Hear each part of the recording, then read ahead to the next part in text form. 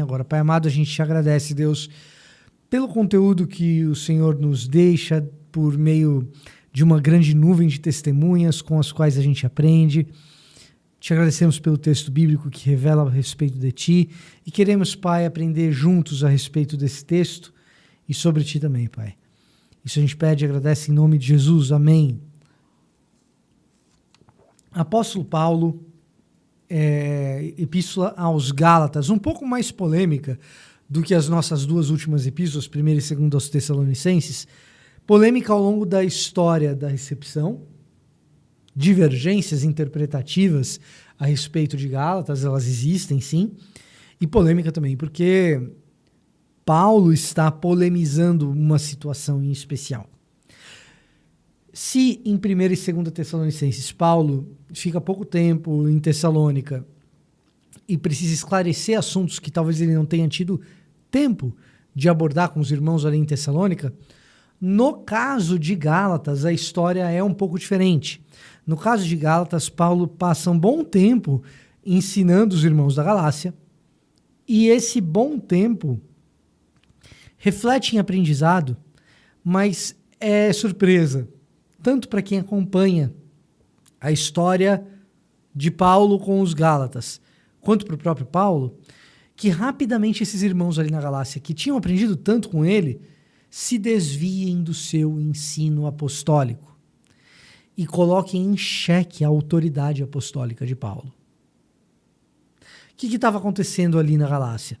Bom, o que o próprio Paulo relata e o que a gente pode aprender lendo a própria carta é que alguns mestres, discípulos de Tiago, indo até a Galácia, passam a exigir de irmãos ali na Galácia que, para fazer parte do povo e serem considerados salvos, se circuncidassem e guardassem as leis alimentares judaicas.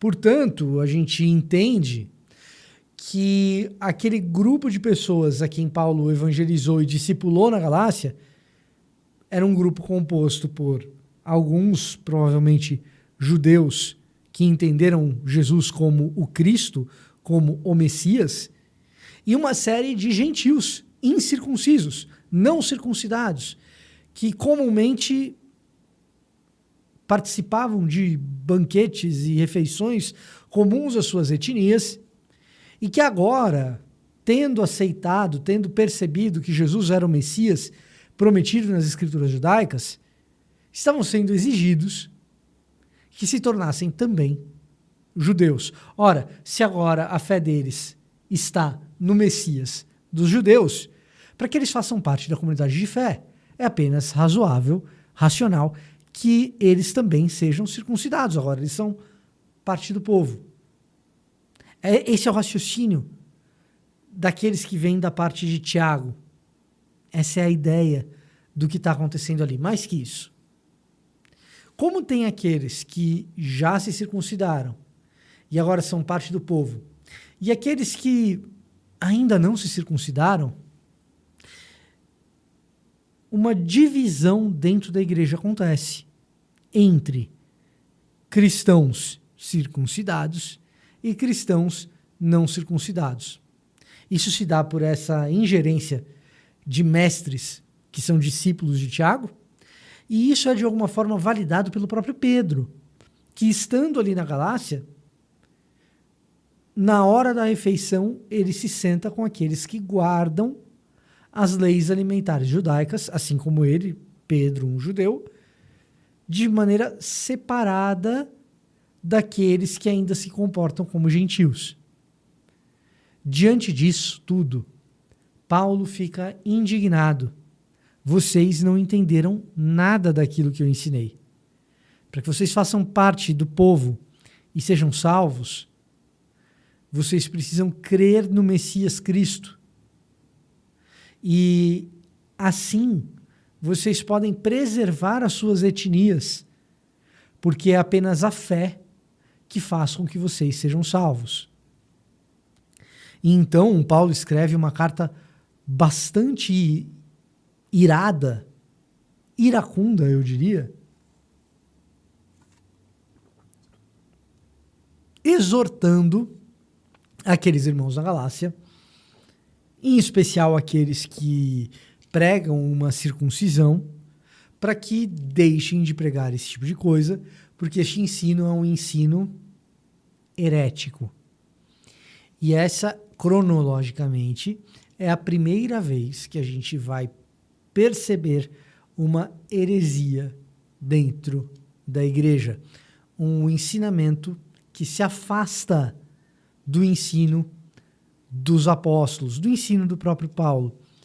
Paulo chega a dizer, se vier alguém aqui pregar algo diferente daquilo que eu preguei, daquilo que foi revelado por Cristo Jesus, pode até ser anjo, considerem essa pessoa maldita, considerem esse evangelista anátema, alguém cujo nome sequer deve ser lembrado entre vocês.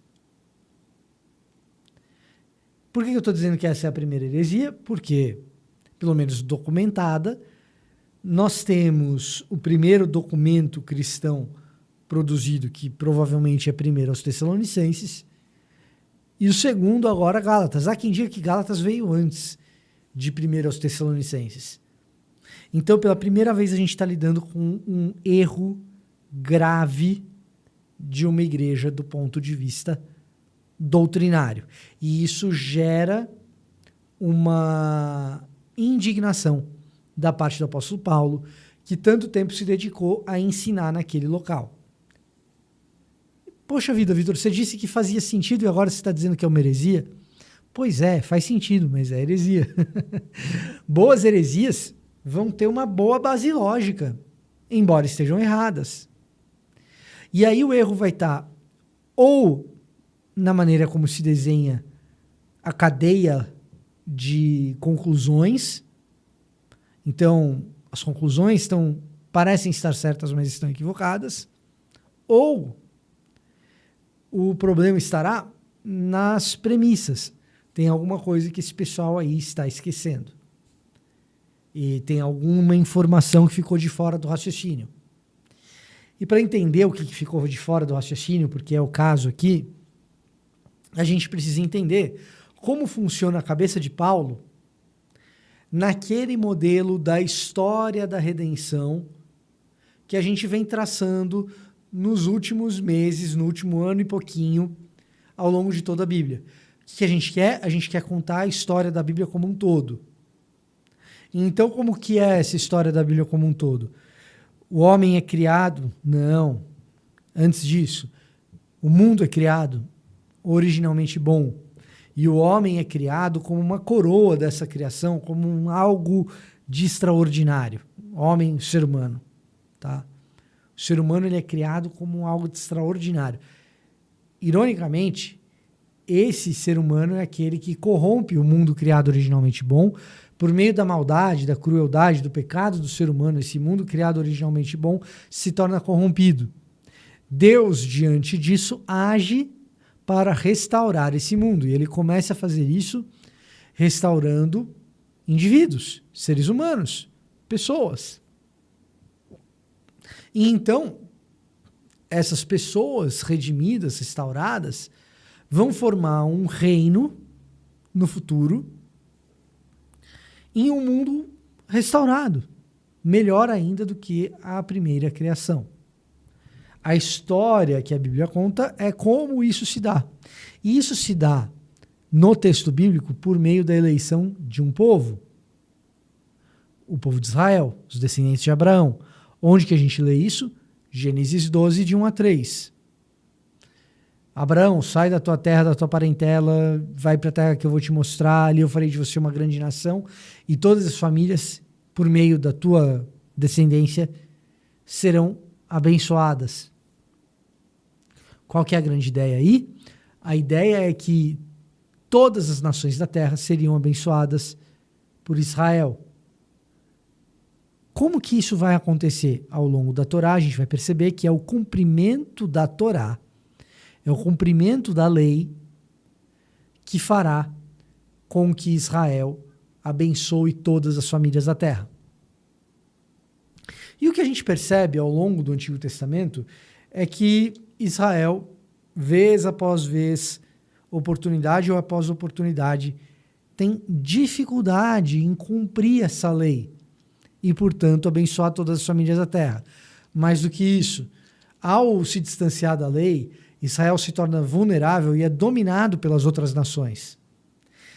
E a nação sendo então dominada por outras nações, nações que ela deveria abençoar, agora ela se coloca em posição de tensão, de conflito com essas nações, inclusive de rancor, de ressentimento, porque essas nações abusarão de Israel. Nações que deveriam ser abençoadas por Israel passam a abusar de Israel, provocando assim rancor, provocando assim ressentimento. É o livro de Jonas, por exemplo. Jonas não quer ir para Nínive por quê? Porque os ninivitas são extremamente cruéis, e cruéis com Israel em especial. Então, não é um povo que cabe eu ir lá pregar arrependimento para Deus ir lá e perdoar. Só que Deus perdoa. Só que Deus requer de Jonas que ele pregue por ali. E então, se Israel tem dificuldade em cumprir esse mandato de abençoar todas as nações da terra, como é que fica Deus que tinha prometido isso? Seria Deus mentiroso? Então Deus entra na história como um israelita. Deus entra na história como, mais do que um israelita, um rei de Israel. Um rei representativo. Um rei que representa todo o povo. E representando todo o povo, ele então cumpre a lei. E quando Deus entra na história e cumpre a lei, como Jesus Cristo e como rei de Israel, todas as nações da terra são convidadas a fazer parte de um novo povo. Todas as nações da terra são abençoadas e portanto, chamadas a uma nova realidade. O que Paulo está pensando e argumentando aqui? O que trouxe essas nações para fazer parte desse novo povo não foi a circuncisão, não foram as leis alimentares, não foi a guarda do sábado, foi Jesus que cumpriu a lei. E, portanto, esses povos vêm a ser um novo povo por meio da fé em que o Messias já fez esse trabalho, em que Jesus já fez esse trabalho. E, portanto, eles não precisam deixar de ser gregos, persas, romanos ou quaisquer outras etnias das quais eles façam parte. Se eles deixassem de ser parte dessas etnias, não faria mais sentido dizer que Jesus cumpre a bênção a todos os povos, porque eles deixam de ser o outro povo. Então você continua sendo o povo do qual você faz parte, mas você é convidado a fazer parte dessa nova família em Cristo. E fazendo parte dessa nova família em Cristo, está cumprido o Evangelho. Fazendo parte dessa nova família em Cristo, está cumprido o plano de Deus para abençoar gente de toda língua, toda tribo, todo povo, toda nação. Na cabeça de Paulo, se você se circuncida, se você passa a ter as leis de pureza alimentares do antigo Israel, sem ser judeu, se você passa a guardar o sábado, você passa a ser judeu. Então, deixa de fazer sentido o chamado de Jesus para todos os gentios. Você pode agora fazer parte de uma nova família em Cristo, sendo gentil, continuando sendo gentil. E então, as obras da lei não são o que trazem salvação, mas sim a fé no Messias Cristo Jesus. Por que isso é polêmico? Porque ao longo da história, Gálatas se tornou a carta da justificação pela fé. Você é justificado pela fé e não pelas obras. E aí as pessoas tendem a imaginar que Paulo poderia estar falando de quaisquer boas obras. Mas Paulo está falando das obras da lei, a saber, circuncisão, guarda do sábado e alimentações, dietas, restrições alimentares oriundas do regime de purificação de Êxodo, Levítico e Números, basicamente. Paulo não está dizendo que você não precisa fazer boas obras. E é exatamente por isso que Gálatas vai, do meio para frente, se preocupar pra caramba com uma espécie de ética cristã. Existe uma ética de quem faz parte desse novo povo, mas não é a obra da lei, não. Não é se circuncidar. Você é judeu? Pode se circuncidar à vontade, faz parte da sua etnia. É um delimitador étnico. Você é gentil? Não é isso que vai te salvar. O que te salva é a fé. Agora, se você tem a fé, tem obras que é esperado que você faça. Não a circuncisão, não a alimentação, não o sábado. Mas uma ética específica do povo de Deus. Esse é o centro da Epístola aos Gálatas. Esse diálogo entre fé e obras, em que o que salva é a graça mediante a fé, não são as obras. E o que é esperado do gentil, a partir do momento que ele é salvo, é que a sua conduta seja uma conduta de bons frutos, de uma ética visível, de um jeito de ser que reflita o caráter de Cristo. Mas essas obras nada tem a ver com mudar de etnia, nada tem a ver com fazer parte do povo judeu. Judeus que entendem que Jesus é o Messias, continuem sendo judeus. Se você quiser continuar com as leis dietéticas, continue. Se você quiser continuar com o sábado, continue. Se você quiser continuar com a circuncisão, continue. Faz parte da sua etnia. Saiba que não é isso que te salva. O que te salva é a obra de Jesus. Gentios, saibam que tornar-se judeu não é o que vai te salvar. O que te salva é a obra de Cristo Jesus. E, principalmente mais do que isso, e o motivo pelo qual Paulo dá uma bronca em Pedro, aqui na Epístola aos Gálatas,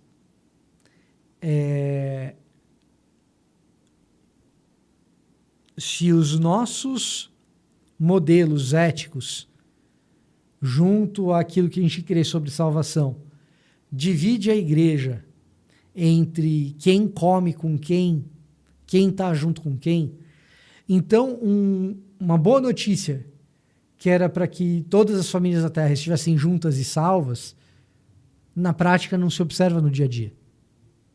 Porque judeu está comendo separado de gentil. Não pode. O evangelho não faz sentido. Pedro, você comeu com Cornélio, por que isso agora?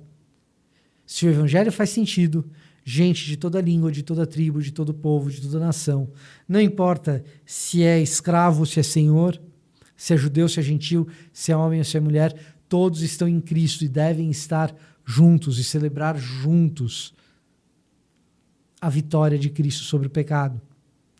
Então, mais grave talvez do que meramente achar que existem obras que salvam, é o fato da gente dividir o povo entre aqueles que já fizeram um determinado tipo de obra e outros que ainda não fizeram. Esses aqui já foram batizados, aqueles ali não foram. Esses aqui já falam em línguas, aqueles ali não falam. Aplicando para os dias de hoje. Aliás, essa questão das línguas a gente vê na aula que vem, quando a gente falar da igreja em Corinto. Então, não perca. Hoje a gente viu Gálatas, na nossa próxima aula, 1ª e 2ª aos Coríntios. Eu vou ficando por aqui. A gente se vê na próxima aula.